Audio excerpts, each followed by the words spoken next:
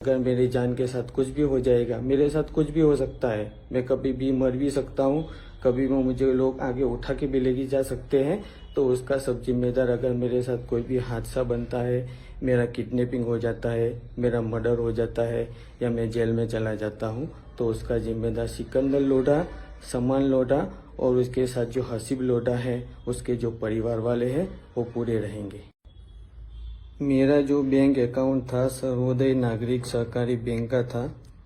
पानपुर पाटिया jet town complex में bank है, वहाँ पे मैंने अकाउंट खुलवाया था।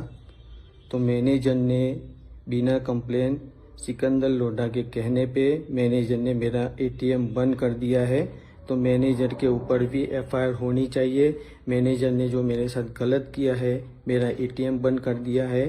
सर्वोदय नागरिक सहकारी बैंक पानपुर पाटिया जेट टाउन कॉम्प्लेक्स में जो है, वो मैनेजर ने मेरा अकाउंट सिकंदर के कहने पे बंद कर दिया है। मैं इतना बड़ा क्रिमिनल नहीं हूँ, मेरा कोई क्रिमिनल रिकॉर्ड नहीं है, फिर भी बंद क्यों कर दिया वो अभी अगले वीडियो में बताऊंगा। लोगों से ज़्यादा लोगों से शेयर करें, यह वीडियो बैंक तक पहुंचे और बैंक के अधिकारी को पता होना चाहिए। हेलो दोस्तों, सिकंदर लोढ़ा जो है वो मेरा सगा भाई है, लेकिन अपनी गर्लफ्रेंड को बचाने के लिए और उसकी पोल पट्टी बाहर ना आ जाए उसके लिए वो मेरे साथ गलत कर रहा है। मुझे दुनिया से गायब करना चाहता है। मैं दूसरा वीडियो अपडेट करूंगा, लेकिन उससे पहले मेरा वीडियो पूरा देखे, लोगों तक पहुंचाए। मेरे पास जो सिम कार्ड था वो उसने बंद करवा दिया, मेरा जो बैंक अकाउंट था वो उसने ब्लॉक करवा दिया। अभी पता नहीं है बैंक वालों ने बिना एप्लीकेशन किसी का बैंक अकाउंट लॉक कर दिया है, वो तो बाद में बताऊंगा मैं। और मैं सबके ऊपर एफआईआर ठोकूंगा। अगर मेरी जान के साथ कुछ भी हो जाएगा, मेरे साथ कुछ भी हो सकता है, मैं कभी भी मर भी सकता हूँ, कभी भी मुझे लोग आगे उठा के भी लेके जा सकते हैं। तो उसका सब जिम्मेदार अगर मेरे साथ कोई भी हादसा बनता है, मेरा किडनैपिंग हो जाता है, मेरा मर्डर हो जाता है या मैं जेल में चला जाता हूँ, तो उसका जिम्मेदार सिकंदर लोढ़ा, समान लोढ़ा और उसके साथ जो हसीब लोढ़ा है, उसके जो परिवार वाले हैं, वो पूरे रहेंगे। दोस्तों, आप मार्केट में सुन रहे हैं कि सिकंदर लोढ़ा रशिया का काम कर रहे हैं, लग्जमबर्ग का काम कर रहे हैं और मार्केट में बहुत चल रहा है। लेकिन उनकी सच्चाई क्या है वो मैं बताता हूँ। मैं सिकंदर लोढ़ा का सगा भाई हूँ। काफ़ी लोगों ने मुझे ऑफिस में भी देखा है, लेकिन आज से सिकंदर मेरा भाई नहीं, मेरा दुश्मन है। क्योंकि उसकी गर्लफ्रेंड है जो हमारी ऑफिस में काम करती है। इसकी वजह से सिकंदर ने अपने रिलेशन मजबूत रखने के लिए भाई को हटाने का फैसला किया। क्योंकि उसकी सच्चाई, ऑफिस में क्या सच्चाई है, कैसा काम होता है, ये सब मैं जानता हूँ। उन लोगों ने कितना फ्रॉड किया है ये भी मैं जानता हूँ। दूसरा कोई आदमी जानता है लेकिन वो बोल नहीं सकते हैं। उसने एक न्यूज़ में छपवाया था कि 85,000 लोगों को उसने जॉब दिलाया। 85,000 लोगों को छोड़ो, उसने 8 लोगों को भी जॉब नहीं दिलाया। कोई अगर वर्क वीज़ा पे 8 लोगों को भी नहीं भेजा है। 2 साल के अंदर कोई वीज़ा नहीं लगी है। अगर वीज़ा लगी होगी तो टूरिस्ट वाली लगी होगी। अब सिकंदर ने मुझे हटाने के लिए क्या किया, उसने पहले रशिया गया, वो 1 दिन के लिए वहाँ पे प्लानिंग बना के आया और अचानक से मुझे बोला कि तुझे रशिया जाना है। मेरा वीज़ा उसने वहाँ से अप्लाई कर दिया। उसमें ये साजिश के अंदर सिकंदर लोढ़ा, उसका बच्चा है समान लोढ़ा, उसके साथ जो हसीब रहता है हसीब के परिवार वाले और उसकी गर्लफ्रेंड, वो भी रिलेशन वाली है, कोई बाहर की नहीं है। हमारे आसपास में लोगों को सबको पता है। तो रशिया भेजा मुझे टूरिस्ट वीज़ा पे, बोला वहाँ पे बंदे आएंगे, उनको वहाँ पे उतारने का है, कंपनी में लेके जाना है, कंपनी में से कौन लेने के लिए आता है उसका कांटेक्ट करना है, ये करना है, ऐसा बोल के मुझे भेजा। लेकिन मेरा 13 दिन का वहाँ पे ट्रिप था। उसको मैं बहुत बोला कि भाई मेरा होटल बुकिंग कर दो, होटल बुकिंग कर दो, होटल बुकिंग कर दो, लेकिन उसने मेरा होटल बुकिंग नहीं किया था। जिस दिन मुझे घर से निकलना था वो दूसरे गांव में चला गया था। उसके बच्चे की जो सासरी है वहाँ पे चला गया था निकलने के टाइम में। और मैंने कांटेक्ट किया उसको, फिर बोला हम लोग रास्ते में खड़े हैं, आप लोग मिल लो। फिर मुझे भेजा, लेकिन होटल बुकिंग नहीं बनाया था। मैंने कम से कम 50 बार उसको बोला था। होटल बुकिंग के लिए मुझे अहमदाबाद एयरपोर्ट पे भी दिक्कत हुई थी। मैं 7 अगस्त को अहमदाबाद से गया था, वाया शारजा से गया था, तो शारजा एयरपोर्ट पे भी मुझे वही दिक्कत हुई थी। लेकिन मैं कैसे भी करके निकल गया। और जैसे रशिया पहुंचा तो रशिया में भी वही प्रॉब्लम हो रहा था। फिर उसने, मैं रशिया भी पहुंचा तो किसी का इंटरनेट कनेक्ट किया। जब मुझे डिपोर्ट कर रहे थे उस टाइम पे, तो उसका मुझे मैसेज आया था कि 3 दिन का बुकिंग करके दिया है, लेकिन 3 दिन का बुकिंग वहाँ पे नहीं चलेगा और वहाँ पे पेड बुकिंग चाहिए। लेकिन उसने 3 दिन का बुकिंग किया, वो भी विदाउट पेड किया, और मेरा रहने का 13 दिन का था। उसको पता था कि मुझे वहाँ से डिपोर्ट करेंगे। डिपोर्ट करने के बाद में अच्छा हुआ कि मैं इंडिया वापस आया और डिपोर्ट किया। उस टाइम पे मैं डिपोर्ट रूम में रहा, 7 घंटा 8 घंटा बैठा रहा। वहाँ पे ना खाने का इंतज़ाम था, ना ऑक्सीजन था। और जो लोग, जो भाई रशिया जाके आए हैं, डिपोर्ट हुए हैं, उनको भी पता होगा।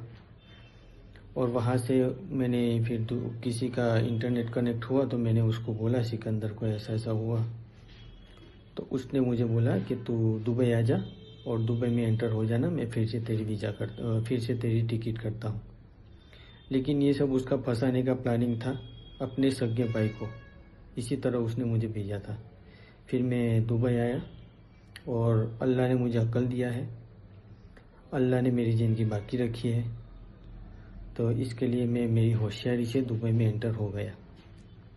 दुबई में एंटर होने के बाद में उसने मुझे बोला कि तुझे फिर से जाना है, मैं अबू धाबी से टिकट बना देता हूँ रशिया के लिए। लेकिन जब मैं रशिया से डिपोर्ट हुआ था, जो ऑफिसर मुझे फ़्लाइट में छोड़ने आया था, उसको मैंने पूछा था कि भाई मैं अगर रशिया फिर से आना चाहूँ तो कब आ सकता हूँ। तो ऑफिसर ने मुझे बताया था कि आप 6 महीने तक नहीं आ सकते और ये वीज़ा पे दोबारा एंट्री नहीं कर सकते। अगर ऐसा करते हो तो आपको यहाँ के रूल्स के हिसाब से पनिश होगी, मतलब कि पैसे भी डालने पड़ सकते हैं, जेल में भी पड़ सकता है। तो अबू धाबी से मुझे फिर से उसने टिकट बनाया और बोला तुझे वही वीज़ा पे फिर से जाना है 1 हफ्ते के बाद। लेकिन मैं अबू धाबी से रशिया नहीं गया। मुझे पता था कि वहाँ जाने के बाद में मेरे साथ क्या क्या होने वाला है। तो मैं रशिया नहीं गया, अबू धाबी एयरपोर्ट से ही मैं बाहर से ही वापस आ गया। मुझे पता था और मुझे मेरी ज़िंदगी में मुझे जीना है, मेरी ज़िंदगी मुझे अच्छी लगती है, इसके लिए मैं नहीं गया था। मुझे पता है कि वहाँ पे मैं फंस जाऊँगा। लेकिन उसने मुझे ऐसा बोला था कि आप किसी को मत बताना कि मेरे साथ ऐसा ऐसा हुआ।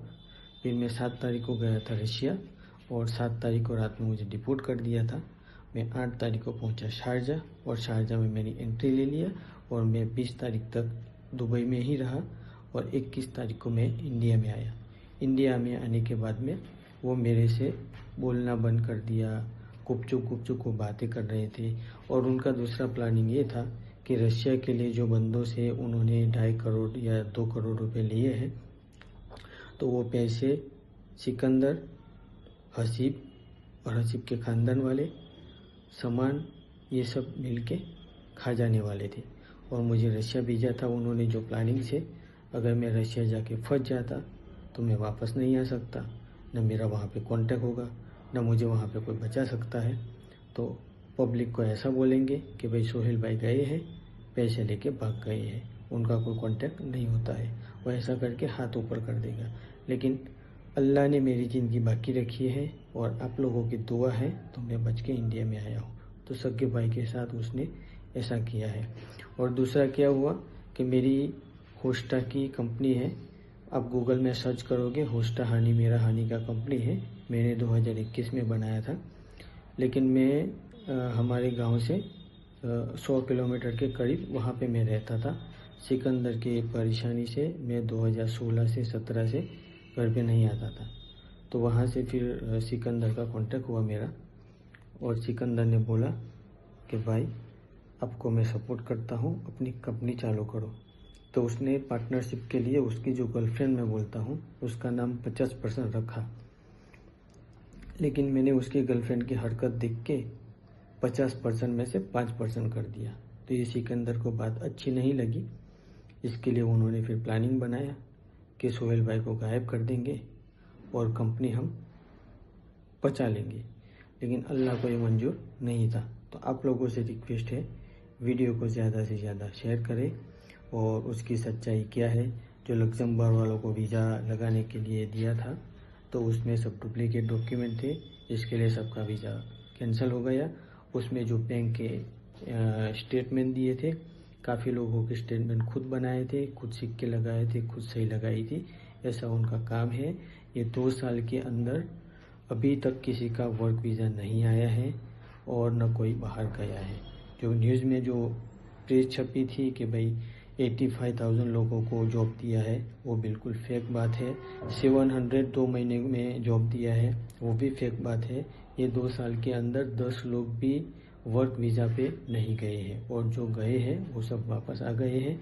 रशिया का ये जो सब है वो सब प्री प्लानिंग करके उन्होंने बनाया है और रशिया में एक को भी नहीं भेजा है। जो गए थे वो भी वापस आ गए। तो ये सच्चाई है।